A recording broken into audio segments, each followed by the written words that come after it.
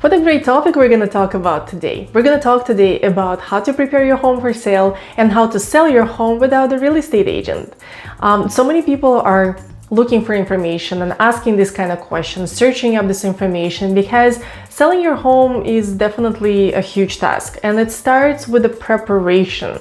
And if you fail to do some basic things, you are definitely setting yourself for a failure and you're going to lose some money. So we're going to talk about the main things to keep in mind if you want to sell your house for the top dollar and avoid hiring the real estate agent. Before we start, as always, I ask you to please like this video and consider subscribing to my channel if you enjoy my content. I truly appreciate this. It helps my channel grow and reach and provide information, important information to more people like yourself. So I really appreciate that. Thanks, guys. So number one step in the preparation to sell your home should always be decluttering.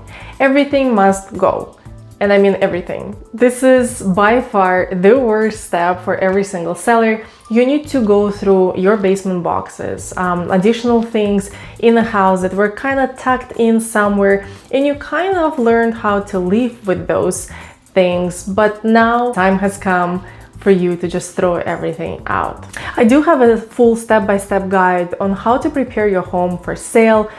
So leave your email in the comments below and I'll be sure to send that to you, because that helped many of my seller clients and truly kept them more organized following very simple steps. Step number 2 would be to walk around your own home and put yourself in the buyer's shoes. What do they want to see in this house? What is important for them? What are they looking for? According to statistics, most of the buyers would be attracted to the home that has been fully renovated, or at least a home that is move-in ready condition, meaning that the buyers don't have to do anything prior to moving in. So when you walk around your own home, look at things like holes, broken, damaged things, because we live in this house, right? And some of us have kids and pets, and things do get damaged from our day-to-day usage. But when we sell the house, in order for us to get the top dollar, everything must look perfect. I always tell my sellers that there should be no roadblocks for the buyers, and you should leave no chance for them to have any kind of objection as to why this is the perfect price for them.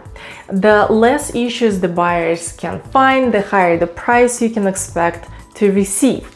Same applies to your lawn and landscaping. Front and backyard must be in a good condition, as curb appeal is super important, and it is the first thing that they see when they visit your home. The first impression starts here. Step number 3, depersonalize the space. This applies not only to the picture frames throughout the house, but many personal items such as, some memorabilia collections you might have, or some kind of a personal keepsakes, or even the choice of the walls. Your daughter may request a diffuser color walls in her room, and she truly enjoyed it throughout all these years, which is great. But when we sell the home, it's very hard to appeal to everyone when each bedroom has very strong color on the walls, as most of the buyers don't have a preference like that. It's hard for them to picture themselves living here, or now they will be thinking about now they have to kind of, start painting the walls. And this is exactly that roadblock that we want to avoid, right? So painting your walls, ideally in some neutral light color, but not white, throughout the whole house will not only appeal to many, but also will give a very fresh look of the house, as if it just went through the renovation, which will bring the price tag higher. I would even say that if you don't want to do any other changes in your home prior to selling, or you have a very tight budget, painting the walls should definitely be a priority. Step number 4 is hiring a good stager. And what I mean by this is that every stager, just like every realtor, just like every accountant or a car salesperson and so on, is different with their own vision and the quality of work. So what's important is the fact that this particular designer is able to help you create the perfect space by enhancing the good and hiding the bad, as well as opening up the space and show the full potential of your home to the buyers.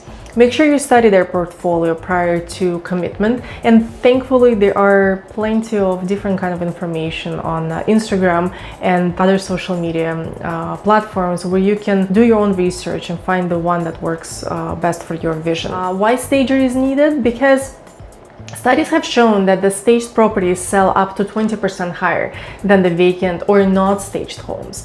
I'd say it's an absolute must, and you should definitely allocate some money towards the staging, as this can really make it or break the deal for you. Step number 5, identify the right price. And this is the number one mistake that I see many sellers do when they think that their home is worth a lot more than the exact same neighbor's house that was sold just a week ago. Unless you have a custom built home that is truly different from the rest of the homes on your street, with certain luxury finishes and fixtures, you should always price your home comparable to the market we're in and within the same range that the other homes have sold in the neighborhood in the past couple of weeks. Otherwise, you are facing a chance to sit on the market longer and even become stale or comparable home where you get a lot of showings but no offers.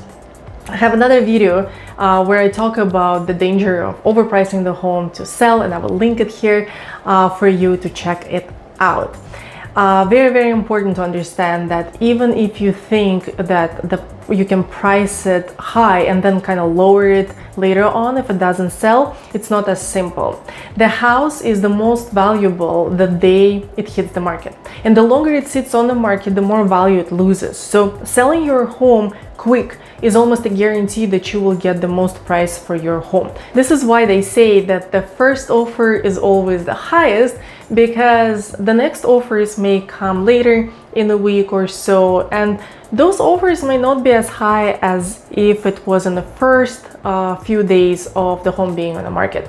The buyers may start thinking that there's something wrong with the house, or now that the seller is desperate to sell, and they will come in with a lowball offer and basically all sorts of things you don't want to have to deal with. So step number 6 is marketing your own home. Invest into marketing your own home online, as well as through the traditional ways such as flyers, open house. Direct flyers to your own neighbors helps a lot.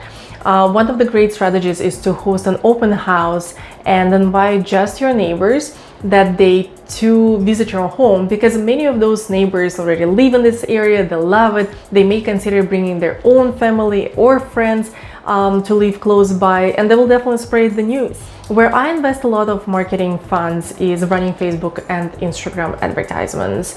Sometimes I even spend up to $1,000 on this kind of advertisements, and it works. Those who follow me in my channel know that I'm a big number girl, and I always study statistics to increase my chances in everything I do. So stats say that many buyers, mostly buyers actually, found their homes by social media advertisements rather than Realtor.ca website. So social media platforms advertisements work, and you should definitely invest in those when you sell your home to reach more potential buyers and create traffic. Obviously, in order to attract buyers, you need to show your home very well, and not only in person, but it starts with the pictures. So a good professional photographer as well as the videographer who will be able to capture your home properly and tell a story that will resonate with many is a great solution. I personally love doing not only the property, photos and videos of the property itself, but also include the neighborhood, because we are selling not just the house, we're selling the lifestyle. And many people care about the schools in the area, where the grocery stores are, different parks, trails, playgrounds, and things like that. And I strongly suggest to talk about all of that in your video marketing to again increase your chances and bringing more traffic to your home. I will leave a link in the description and here to one of my playlists where I show how I market my homes for sale, and you'll get maybe some kind of tips and ideas if you decide to do the same. And obviously the very last step, but not least important, I would say it's one of the most important as well. Everything is important, but negotiations. Negotiations are super important. You need to have good negotiation skills, as well as have solid knowledge of the neighborhood prices and the activity that is happening in your area, because you will be against most likely some real estate agents who are experts in your area, and you need to come off confident and persuasive, and the knowledge is what usually gives you this. I have another video where I talk about how to negotiate the real estate deal. It's mostly for the buyers, but you can definitely pick up a few great tips and learn some strategies that will apply to your situation as well. So go ahead, check out that video as I talk about all kinds of important things to keep in mind and how to prepare best to negotiate the best deal possible. All right, so this is basically all I wanted to share with you today. Let me know in comments below, what was your experience selling the home without the real estate agent and how you handled it. And if you have any other questions, and especially if you want my step-by-step seller's guide that I talk about everything I mentioned in a more detailed way, just leave me a comment below and I will send it off to you in no time. Thank you so much for watching, and I will see you in my next video.